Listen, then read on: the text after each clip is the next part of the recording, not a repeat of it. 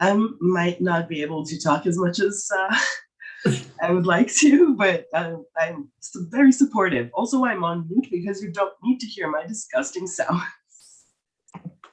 Well, another thing you can do, Dean, too, is if you want to put something in chat, we could always read it out for you, too.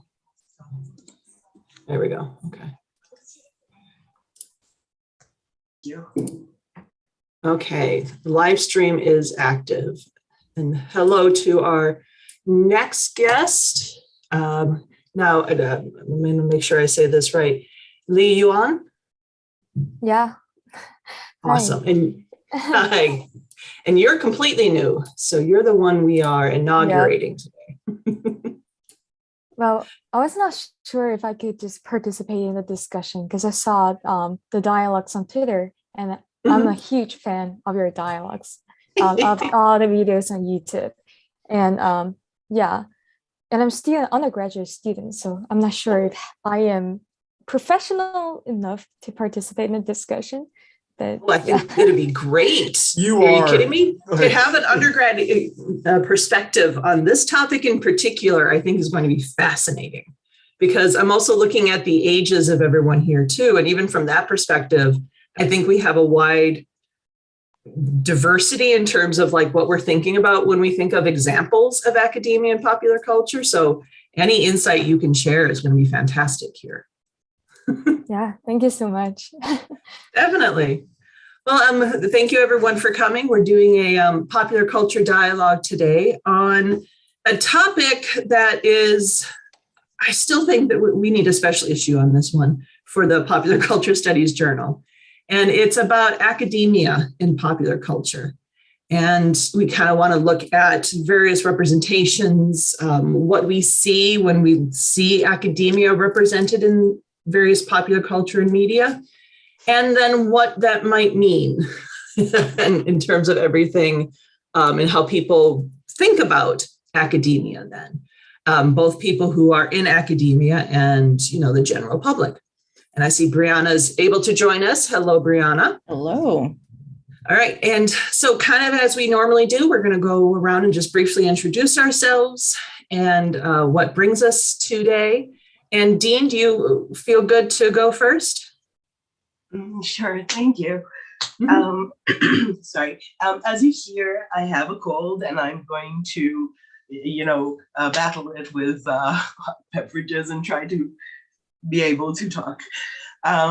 So I finished my MA in studying fan fiction and non-binary gender, and now I'm kind of between MA and PhD, and I'm looking at all kinds of different aspects of popular culture and queerness. And I'm not an expert on academia representations, but a lot of the representations that I'm looking at involve academia. And I have a lot of feelings about them because some of them are very accurate and very, very inaccurate to my own experience. And I'm excited to hear what everyone else thinks or feels should be happening. Great. Thank you, Dean. And like I said, if it helps, if ever you find your voice giving out on you, feel free to put something in the chat and we'll make sure to read it out for everyone to hear. And Brian. My name is Brian Brutlag. I'm an assistant professor of sociology at Rio Hondo College in Whittier, California. I am also the creator, owner, and operator of the Sociologist Dojo, which is a blog and podcast analyzing film and popular culture from the sociological perspective. Wonderful. And then we're going to go down to Brianna. Hello, my name is Brianna Quade. I am a third-year history PhD student at the University of Wisconsin-Milwaukee. I'd say my research focus is maybe a little more traditional and not so much popular culture focused, but I tried to interweave that because I think I love history, but I like the popular culture spin on it. So I look at a lot of music. I focus on Philadelphia and hip hop and looking at like community responses and how it was shaped. and how the community shapes the city shapes the community, or sorry, the music shapes the city and vice versa. Yeah, and I would echo Dean and say I'm not too much an expert on academia in popular culture. I don't think I've researched too much about it, but I watch a lot of film and TV, so so I have that angle to it. Awesome, thank you. And I love your prefacing about history and preferring the popular culture version. I'm like, isn't all of history just popular culture? Because it's, it's the popular version of it that gets told. Right. Yeah. Little needle to the historians there. All right.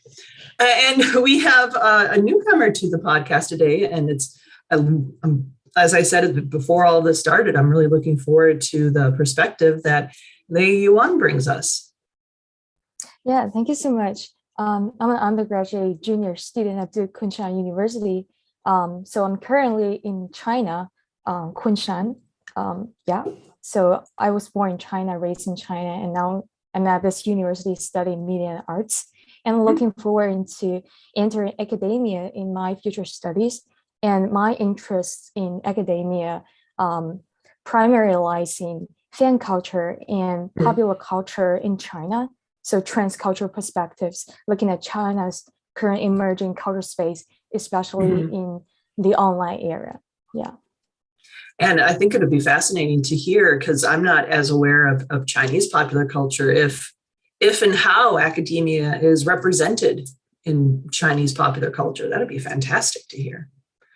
So I'm going to start the conversation off with maybe a question that gets at what brings all of us here, since we're not necessarily studying officially this topic. So what did you learn about academia and academics from the popular culture that you consumed? And as you're thinking, I can always go first, because I can go back to, I guess, head in the class. The sitcom in the 1980s wasn't necessarily academia because that was high school. But then I think of A Different World and the representation of a historically Black college. And that was, I think, the first sense I had as to what college was going to be like, but then also what academics were going to be like. And even though it was set in, I'm going to hope I get it right, Virginia, it gave that sense of like the East Coast United States Ivy League type of college experience. Small classes, the teachers seemed to have, at least awareness and knew their students and often did stuff with their students outside of class, which now I'm like, but it gave a sense of college as being this really great experience, and that apparently you can be an academic teaching math and own a mansion in Virginia, which I thought was impressive. So it's kind of interesting. And that was, I think, my first real experience. And it's partly, I think, why I chose to be at the university where I'm at, because it is much smaller. It's serving more of a specific population because we're Hispanic serving. And it definitely has that feel of an Ivy League looking place, very old Catholic buildings and whatnot. So I think, it felt more like what I expected academia to be based on A Different World. So that's where I'm coming from. Well, the interesting thing that I keep thinking about as you were introducing it is the way in which we get acclimated to academia through popular culture before we even experience the space, before we even experience, the actual, being in the classroom and these sorts of things, which is sort of why even today, when you look at what classrooms look like and these sorts of things, that they are not updated to some of the stuff that our current classrooms look like, but they still look like the classroom because it's the same structured classroom that we have been conditioned to since, you know, we were younger through that process of socialization. So like, if you want to go from all the way to like high school, which is like typically what is presented, and then college, there is this, you know, the basic structure of what the classroom looks like, the lockers, the social relationships, all of that is being presented to younger audiences that is getting an image of what the structure is like, which is, I think, somewhat we can talk about accuracy, somewhat accurate in the way in which it's all sort of laid out, but it's all sort of based in all these tropes and all of these stereotypes and these sorts of things. Exactly. Brian was able to just join us, and I want to let Brian give a quick introduction to himself. And I think, Brian, this is your first time here as well, because now we have two Brians, which is we'll deal with. You can never have too many Brians, quite frankly. Yeah, that is true. I'm Brian Cogan. I'm from Malloy College. Let's see, I've written a number of books. I've been on the Sociologist Dojo broadcast. I've written for both popular culture journals, among others. My interests have varied. I'm writing a book about the TV show Community right now, along with Jeff Massey and another non-pop culture person.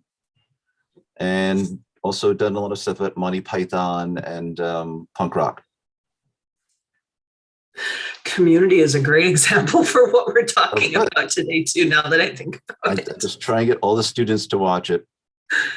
So what we're talking about right now, Brian, is kind of what thoughts we had about academia given the popular culture we consumed, and like especially before we got into academia itself. So as you think about what you might want to say to that, I want to see if Brianna, Dean, or Leiyuan have anything they want to add right now.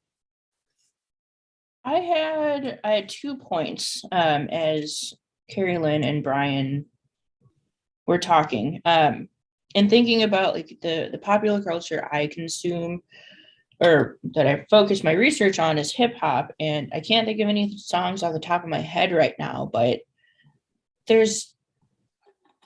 I feel like there's a bent towards hip hop artists talking about, like, how do I want to phrase it? Like, for lack of a better way of putting it, like teachers not, putting their effort into African-American students. And I can't think of songs right now, but I've heard a lot of that in the music I've listened to, that, African-American students may not be as successful in the classroom because there's teachers that don't really invest the time, or there's, a lack of resources in their schools, leading them to turn to illicit drug trade and whatever, or the streets, street corner society type life. And then the other thing that Brian mentioned about possibly classrooms and popular culture not being as representative today, I think a lot about the shift in pedagogy, especially to accommodate students who may be from underserved communities, kind of like Carolyn, you're talking about the university you're at. I think there's, especially in how I teach and how I've seen other professors at my university try to incorporate or shift their pedagogy to being more cognizant of the student body. So I would definitely agree with what Brian said about that. In terms of classrooms, not, room setups may be the same, but how our students need to learn or how they want to learn has definitely shifted over, however many years. And that's a good point too, because I think about with the pandemic and all of the teaching and learning that's been occurring through Zoom, for example. I'm not maybe not as caught up as I need to be, but I bet that has to be represented in various popular culture places right now. Dean or Lei Yuan, would you like to go next? Yeah, I could jump in to add a little bit about the representation of academia in Chinese popular culture, I guess. And that has taken a huge shift during the past, I would say, 40 to 50 years. So right after the reform and opening up, and before that, there was a huge time period when colleges and universities were suspended in China, and people could not get into colleges through examinations or otherwise the normal procedures.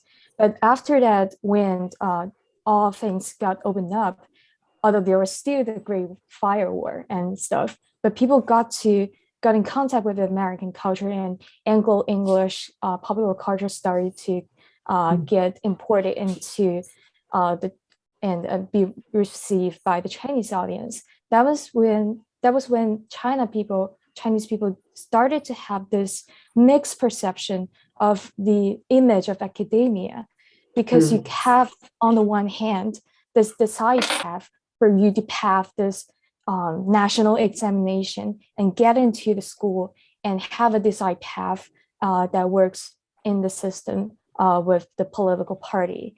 And on the other hand, you have this vision of the free academia that you see in a lot of popular culture elements from abroad. So people are having contested ideas, especially people from my generation, of how academia actually works and how a path in academia could be looking like. And for me, this university I'm studying at is like a partnership between an American university and a Chinese university. And that is a new juncture into the vision of academia for Chinese students. And that has become more and more popular among the Chinese students and parents, because gaining an international experience thus entails a better future for the students. So those kind of mixed visions has been creating this critical juncture from the past perception of academia and framing people's understanding of academia to a very large extent. But to what extent is popular culture really working to forge this change is something that I do not have a lot of research to support my ideas, but those are like my observations so far. And it's interesting to hear that, because I think about, like, in the United States, there's this tension between in the public between, liberal indoctrinating professors. So you don't want to send your children to them because they'll come back with the wrong ideas, versus public universities as pathways to better jobs and thus a way to fulfill the American dream. And those are really at odds with one another. So it's kind of interesting to hear there's different types of tensions going on in China as well. And Dean, would you like to add? Yeah. Oof, sorry. A lot of the materials I've been looking at look at the conflict in class or in social positioning. And I'm personally been really conflicted about where I fit in all of that beyond what the truth is. In the book, Fierce Femmes and Notorious Liars, which is amazing, there's a meeting held in academia for trans women or trans people that are, some of them are sex workers, a lot of them are people of color, fighting with police. And the people in academia are, they are doing the things that we are taught to do, and still the protagonist feels so disconnected and just isolated, and just seems to hate it. And I don't want to spoil more of the book, but it really, there's this huge divide. And I'm told that about myself a lot. And people randomly assign a side for me based on what they know about me. Because I mean, I've been homeless, I've had police people harass me on the street, that kind of thing. And also I'm in academia and I'm, trying to excel at that. And it seems like these two options are really disconnected, not just from me, but from most everyone I know. I would really love, I think the best representation in academia in pop culture right now is the Owl House. It's this amazing cartoon if you're not familiar. And it's cool, but it's very exciting. It's very magical, and it's absolutely dangerous and weird and amoral. It's wonderful and true to life.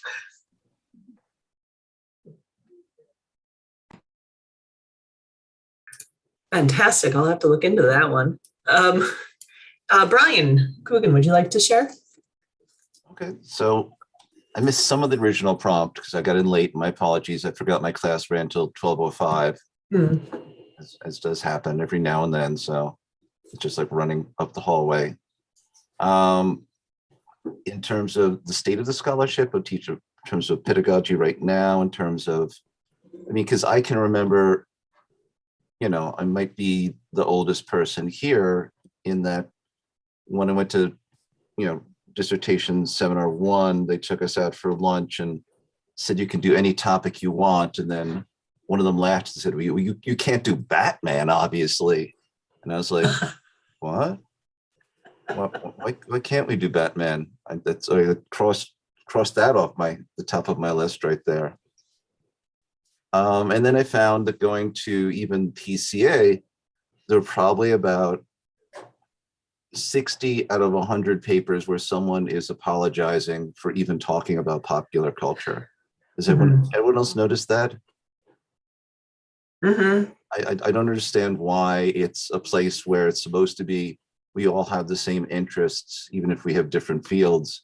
And people are saying, well, I'm so sorry that I'm talking about this, as opposed to, I did this quantitative study of cigarette advertising between 1942 and 1946, which, by the way, has a lot of value too.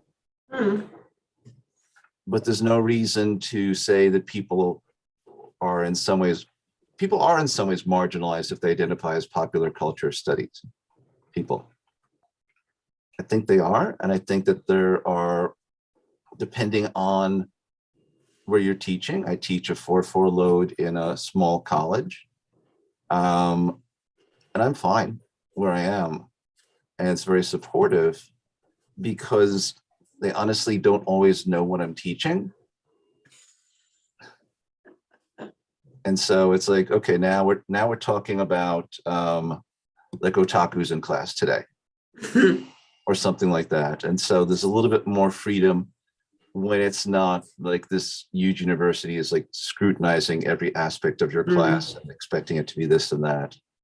But I welcome the addition of so many scholars now who have perspectives that are different than mine.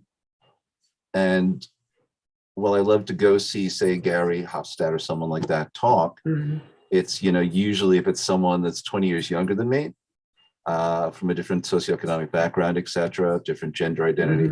And that's me saying, now I can finally learn something at this conference. And I think that there's so many great ideas that just came up, and I've been putting things in chat so I remember topics to us to consider, but I kind of want to go off on something you were just saying, Brian, about this idea of why popular culture studies, and that would then include everything from fan studies, professional wrestling studies, and a lot of those newer disciplines. They continuously feel the need to justify themselves in relationship to the other more traditional disciplines and whatnot. And I think too about how in popular culture and public discourse, and I know this is true at least in the United States, you often see these jokes made about wasting money on popular culture studies, like, oh, there's a class on The Simpsons. Oh, ha, ha, ha, ha, that's not real. You shouldn't be wasting your money on that. And then that seems to then help foster the whole idea of college is a joke and do away with the humanities and focus only on the things that'll lead to jobs and so on and so forth. And I think, in some way, popular culture can help prepare us for academia and help prepare the general public, even if they don't go to college and beyond. But it definitely also provides these, hampering of possibly helping academia be better and help make the world better through it. I think it starts with the framing of popular culture as entertainment, right? That it begins with this idea that these things are not work related. There's automatically this bifurcation of there's things for work, there's things that are inherently more serious, and then there are things that are fluff, entertaining, for you to escape from what the reality is. And anybody who has done any kind of form of popular cultural studies, we love to jam the two things together, right? And see the seriousness of these things and how they, and especially in my field, sociology, seeing how society responds to this, and it's a cultural product and these sorts of things. So I really think that it begins with that very basic sort of bifurcation of, oh, this is entertainment, therefore it's less valuable. Yeah. And there's wrapped up in it is also that idea of entertainment is, especially some popular culture, is more geared towards children and it's childish, and you should be putting aside childish things and be serious and grown up. And I just tweeted out yesterday that I'm rescinding being an adult because all adults do is lie to themselves and lie to others. And I think we have to be mindful of the fact that we, put so much more pressure, at least in the United States, on working for a living and sacrificing your joy to work. And we need to embrace joy more. But I do think popular culture, when it comes to academia, is undercutting our ability to do that. Anybody else have working for a living now stuck in their head? We can do an age check if whoever does. That's just a sort of age baseline we can just set at the moment. I mentioned also the things that used to be completely popular culture and entertainment. This is an Edison cylinder right here. Awesome. Okay. History of sound, history of recorded sound, and things like that. That this was the kind of thing that you and your goofy friends would put on in a room. But it's also the kind of thing that all of a sudden brought you, quote unquote, high culture to the masses. And all of a sudden people who couldn't afford the opera or something like that. And all of a sudden you're getting ethnic music, and you're getting African-American music, and you're getting blues music, and you're getting, but once again, this is now media. Technically, people would say, oh, you do media archaeology. Like, no, I'm still doing pop culture. It's just I'm a prop comic, so. It's interesting because it makes me think again, thinking about academia and popular culture, the tensions that we have, again, in the United States around seeing college as a way to improve your life, but then state governments, which are in some way more responsible for funding colleges, either through scholarships, grants, or just direct money to like state colleges. So many state legislatures are controlled by individuals who do not see value in college beyond just the education for jobs. And increasingly, we're seeing, like I said, humanities programs under threat because they want to support essentially what goes on more at community colleges too, or technical universities. And it's that weird tension where it starts to feel like we're trying not to improve people as citizens, but just prepare them as being workers, which, yeah, sounds like it'll just further this divide between, work and leisure, and potentially make people more willing to just go along with whatever the institution, however you want to define the institution in this situation. So that to me is what's worrisome. And when it is added to popular culture representations that kind of present the lazy teacher trope, or combine the lazy teacher trope with the overpaid teacher trope. I remember a couple of years ago when I met some of my partner's relatives and they asked me, how much money you make as a professor. They were shocked at how little I made because they thought I should be making like $100,000, which I know there are people in my university who do it, but it's not in my area at all.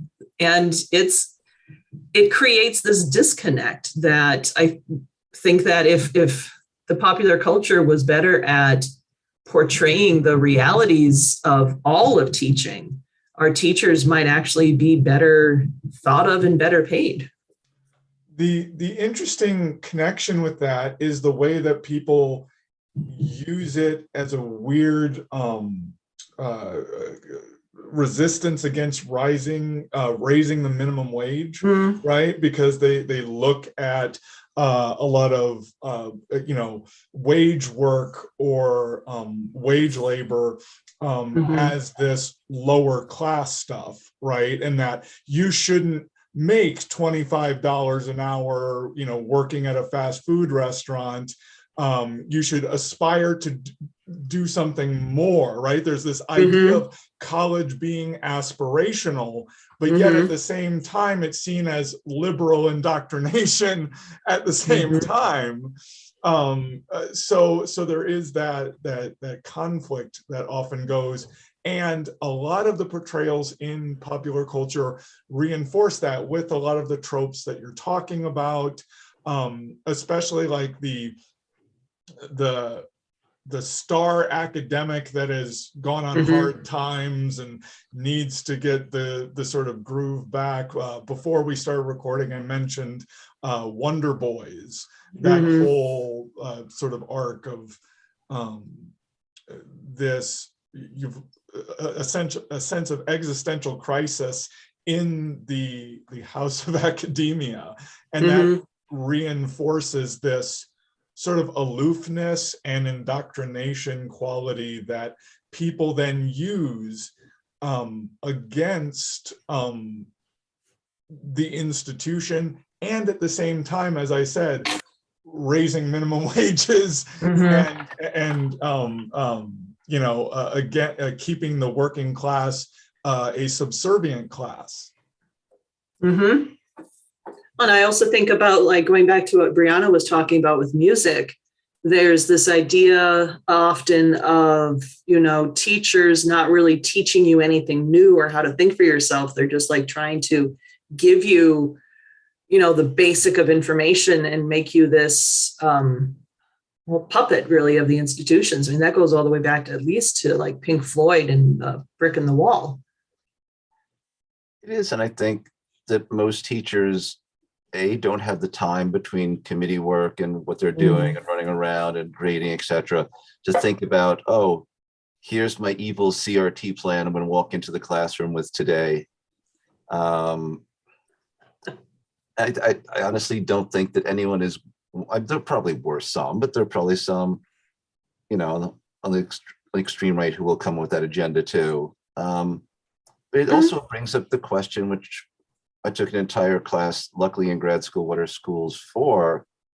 And the answer was essentially to get you to think about the world as opposed to here's a skill I have. And I honestly think that we have a business school at my college, that the students here who take classes in social media and our department are probably more desirable than the business students because they're indoctrinated into a business mindset and are told this is the way the world works. Whereas these students, I think, are more creative. I'd like to think so. I really hope so. But it is what are schools for? Why is, say, a class on Beyonce, which is one of the first ones I heard that people were really like up in arms against? And Brianna, I don't know if you remember that one from a few years back. It's a whole class just on Beyonce, and people were furious. It was like, why am I spending money on this? But then they posted the syllabus online, and I'm like, this is like good historical research. It is good context. It is good, ideas about identity and like what is race and things like that. What is, and it looked to me like a class. I'd sign up for that in a second. Yeah. Yeah, I guess this kind of goes to what you were just saying, Brian. I'm a TA, and I love to use like music or movie clips, whatever it might be, in the classroom, because that's what students like, right? I teach history, and I think this semester I have maybe 1 out of 40, maybe not even that, out of 40 students that aren't history majors. So this is probably one of their first history classes, and they don't really care. They're not there for the subject. They just need the requirement. So I think it's up to me and, other teachers, whoever, to make the material applicable to them. And like you said, Brian, about they're there to learn, right, what the world is like, and how, especially for my field, getting them to understand, life outside of school, how their society has been shaped, and how they sort of go through life, for lack of a better way of putting it. And I find that like using music or whatever sort of popular culture, mediums,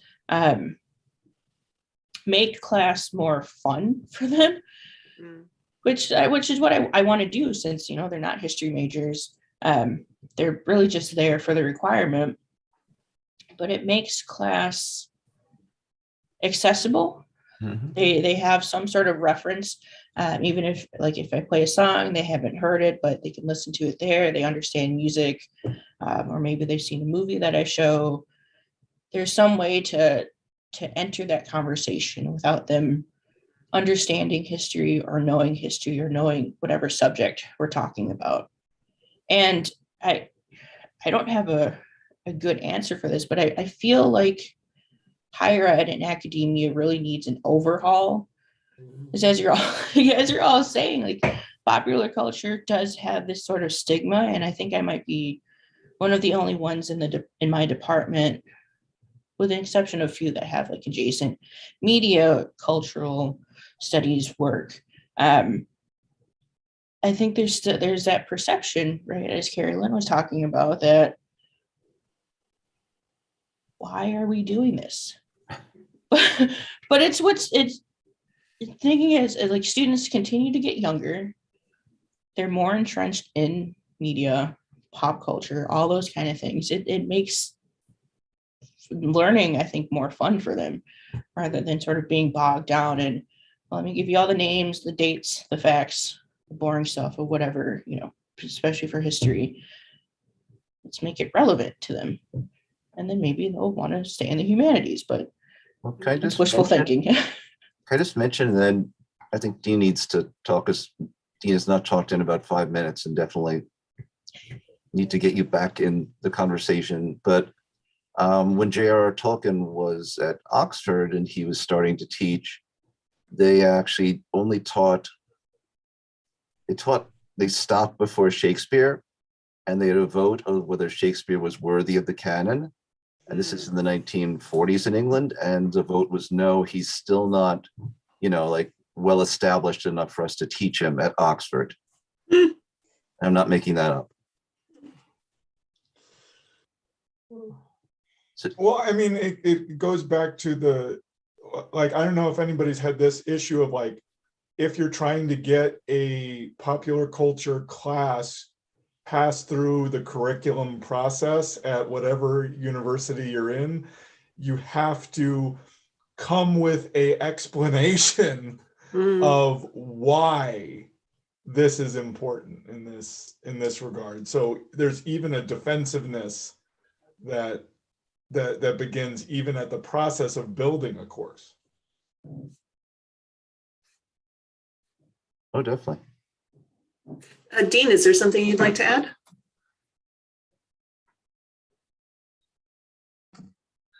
Yeah.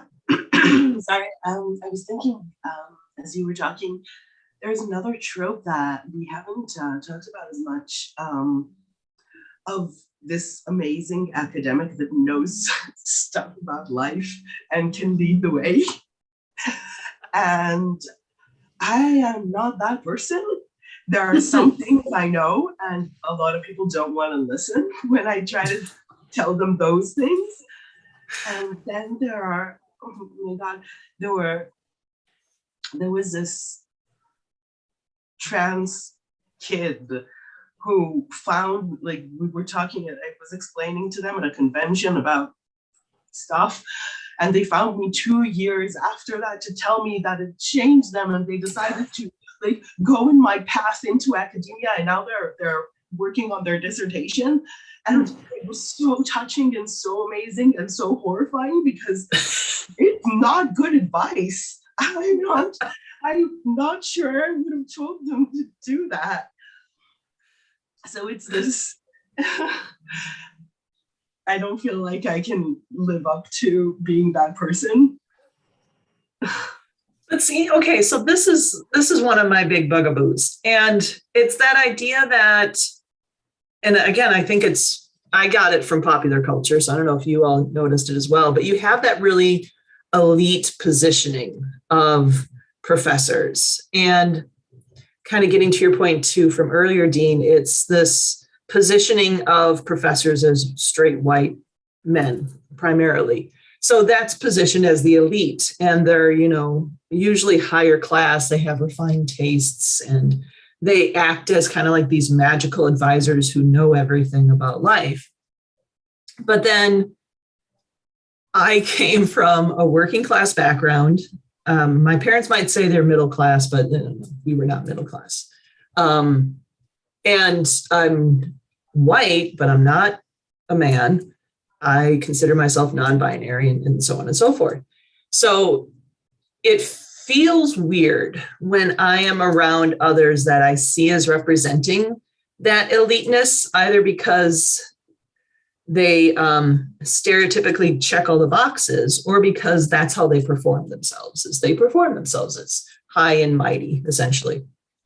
And if the imposter syndrome that comes in that setting, where you don't feel that you have as much value or as much to offer, and that your words aren't as worth hearing, is horrible to deal with. And it's taken me basically 10 years and issues with people to get over that.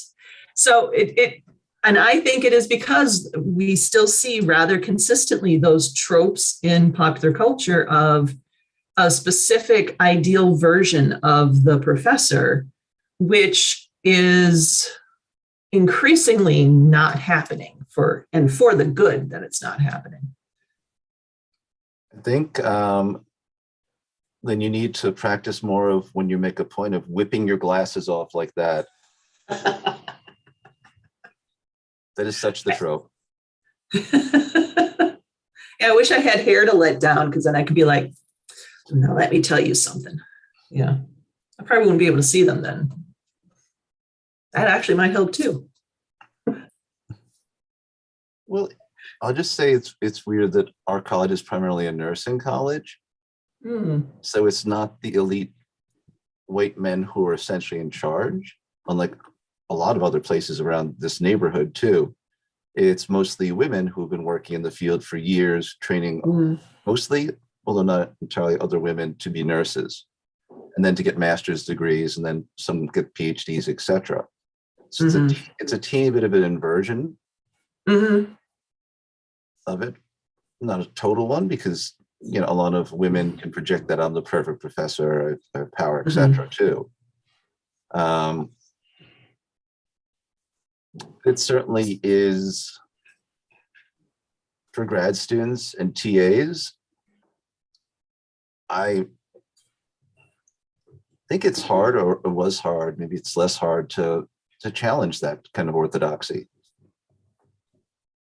It's quite simply the power is not there. The power is very one-sided. And that kind of maybe brings up a good question to ask our undergraduate and graduate students. How did your sense of what academia is shape your desire to go to college and graduate school?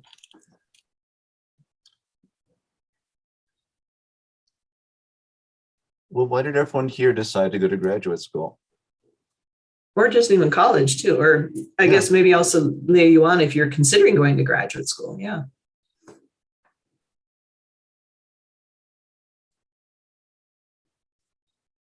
Dean, if you want to start. Yeah, well, okay. This is probably too much information about myself. I come from an abusive family. Being trans, it's not been easy. And I believed I was a trans activist for a really long while, since I was a teenager. And I believed that doing that in academia was going to give me some kind of out from my situation, some kind of financial independence, because it's really hard to get hired when you're trans and fat. And I knew that the job market was horrible, but I believed that if I worked hard enough and, didn't sleep for a few years, I was going to still be able to, get a job, whatever. And the truth is that I still hope that, because I don't really have much of another plan. But that was why I really, really loved it. And I thought that doing it officially was going to help me be upwardly socially mobile. No, I completely see that, because there is that sense of, having the higher academic degrees and being an academic giving you clout to be taken more seriously as well. Brianna? Yeah, I guess I didn't really have a decision to make about, especially getting my undergrad. It was just kind of like, I was just going to do it because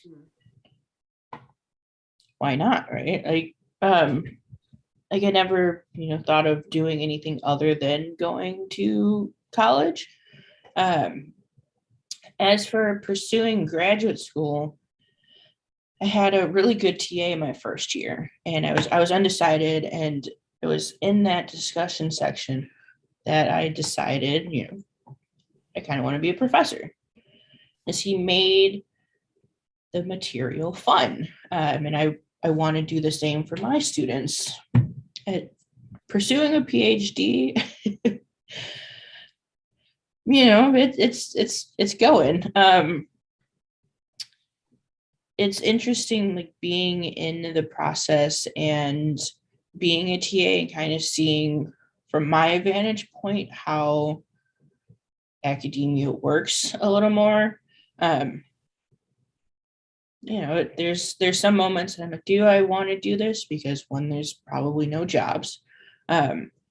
but it also kind of fuels me to continue going, especially after this conversation, because there's ways that we can make learning fun, especially for in history for students that aren't really interested in it, but at least they'll take something of value out of whatever we're learning. Yeah, I don't have a very I guess I'd say I have a very traditional path, and just, well, school seemed like where I should be, and I didn't really try to look for anything else, because this was what I wanted to do.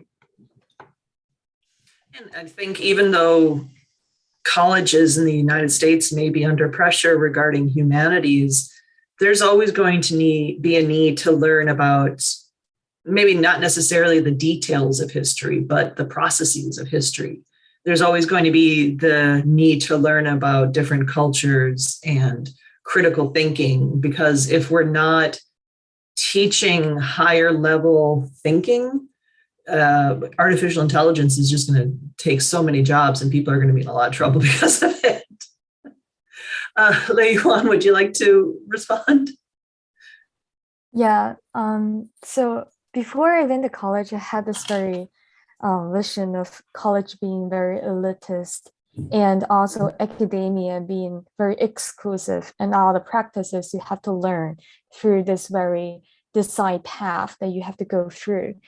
So it was very shocking to me when I learned about the concept of AK fan and other practices that are not so traditional, but you take your subjectivity into the field that you are studying, and you'll also introduce your insider knowledge into the research you are doing. So that was really shocking to me at first time, but then it makes sense a lot to me, because when I look at a lot of studies about, China, I would say there are some perspectives that I cannot find very agreeable, not from not in terms of the theories or the grounds they are coming from, but more as an insider. I do think that there are valuable things that I could offer as somebody who has been living in this environment for years.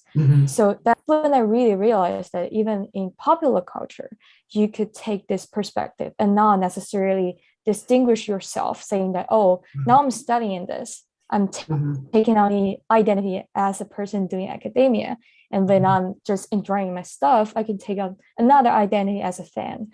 But it's not necessary to make those two things so separate. You could combine it and enjoy what you're doing and research what you're enjoying. And I think that's very fascinating to me.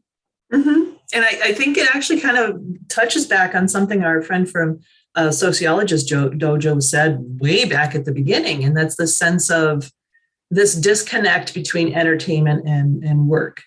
And entertainment, of course, being so related to joy and to things that we love. When academics are seen as getting joy and love in what it is that they do, people start questioning it as, well, you're not actually doing work. So you're just a fan of something, and we're just paying you to be a fan of something. But why is it a bad thing to, enjoy what you're doing? It might be because so many people do not enjoy what it is they're doing that they kind of want to take it out on academics who are enjoying it. Well, there's a lot of guilt with that too, right? When I, am able to, write an essay on the duology of Akira Kurosawa's Yojimbo and Sanjiro, I'm like, this is fantastic. I'm really enjoying myself, but I'm like, is it really work, right? Because we've been so conditioned that work isn't supposed to be fun. It's all that filthy lucre we make from all those journal articles. Oh yeah. Crank them out, the money starts coming right in. So much money. Yeah, that's another thing that is often the common misconception, that you'll have people say, well, you publish so many journals and books and stuff, you must be rich. I'm like, no. So we're about time here. So I just want to see if anyone has any final thoughts that they want to offer, either based on our discussion or maybe things that you might be interested in having you or someone else look at in the future in regards to this topic? Can I just mention that because fandom keeps coming up, that there's no reason people regard fandom sometimes as almost a religion. And as they said in the film Trekkies, if you walk into a bar wearing a full like Mets outfit and wearing Mets shirt under my sweater, you know, you're no one looks at you twice. You walk in, you're not at a convention, you're wearing a full Star Trek outfit as an example, people think you're completely crazy. And I think that fandom is important. Fandom for a lot of people is religion. Fandom for a lot of people is a modern way of, I call it the meaning making system to me, but it's a way of making sense of the world and your place in it. And I've been calling increasingly academics as fans of what it is that they study, because if you don't have the passion for what it is you're studying, you're going to lose interest, and that's going to hurt your overall morale and impact your work eventually, because emotions matter. It's true. Well, I mean, I think we also see that with the majors that students are choosing, at least now, that it's often more driven to what jobs are out there rather than their passions. And so the bifurcation continues. Well, there's stuff that I'm really interested in, but then this will give me some stability. And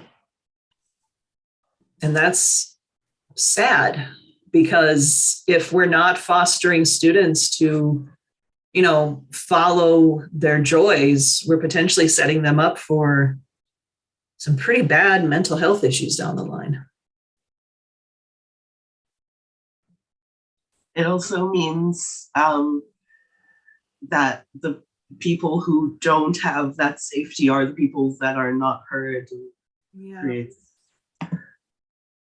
Yeah, which is why, especially if you have first generation students or students coming from underserved populations, they are more likely to, you know, take the major that their parents want them to take because it leads to a specific type of well-paying job. And yeah, maybe they can take a minor that's more related to their passion, but I don't know.